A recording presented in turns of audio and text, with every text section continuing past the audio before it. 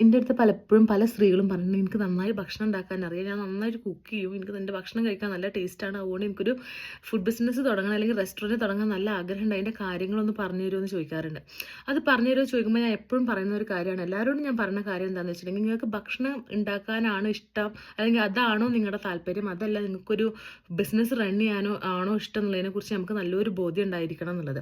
നിങ്ങൾക്ക് നന്നായി ഭക്ഷണം പാചകം ചെയ്യാൻ അറിയാം എന്നുള്ളതിൻ്റെ ഒരു അർത്ഥം നമുക്ക് നല്ല രീതിയിൽ ഒരു ബിസിനസ് ചെയ്യാൻ പറ്റും, ബിസിനസ് സക്സസ്ഫുൾ ആക്കാൻ പറ്റും, അല്ലെങ്കിൽ ഒരു ഫുഡ് ബിസിനസ് സക്സസ്ഫുൾ ആക്കാൻ പറ്റും എന്നുള്ളതല്ല.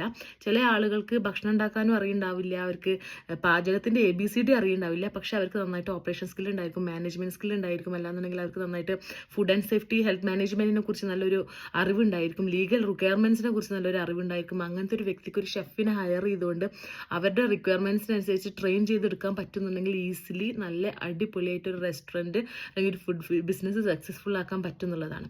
പക്ഷേ ചിലപ്പോൾ നന്നായി പാചകം ചെയ്യാൻ അറിയുന്നൊരു വ്യക്തി അവർ ഈ വക മേഖലകളിലൊന്നും അറിവില്ല അല്ലെങ്കിൽ അതിലൊന്നും ശ്രദ്ധിക്കാൻ അവർക്ക് താല്പര്യമില്ലാതെ നന്നായി ഭക്ഷണം ഉണ്ടാക്കാനാണ് താല്പര്യം എന്നുണ്ടെങ്കിൽ അവർ ഭക്ഷണം നന്നായിട്ട് നല്ല ഭക്ഷണമായിരിക്കും, പക്ഷെ അത് പുറത്തറിയിക്കാനും അല്ലെങ്കിൽ അവർക്ക് നല്ല രീതിയിൽ സ്കെയിൽ ചെയ്യാനൊന്നും പറ്റണമെന്നില്ല. കാരണം എന്താ വെച്ചാൽ അവർ കിച്ചണിൽ സ്റ്റക്കായി കിടക്കുകയാണ് എന്നുള്ളതാണ്.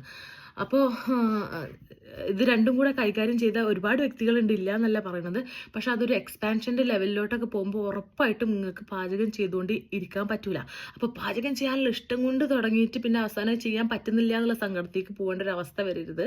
അതുകൊണ്ട് തന്നെ നിങ്ങൾക്ക് നല്ലൊരു ബോധ്യം ഉണ്ടായിരിക്കണം, എന്താണ് എൻ്റെ ആവശ്യം, എന്താണ് എനിക്ക് ചെയ്യാനിഷ്ടം, എനിക്ക് ബിസിനസ് ചെയ്യാനാണോ ഇഷ്ടം, പാചകം ചെയ്യാനോ ആണോ ഇഷ്ടം എന്നുള്ളതിനെ കുറിച്ച് നിങ്ങൾക്കൊരു അറിവുണ്ടായിരിക്കണം.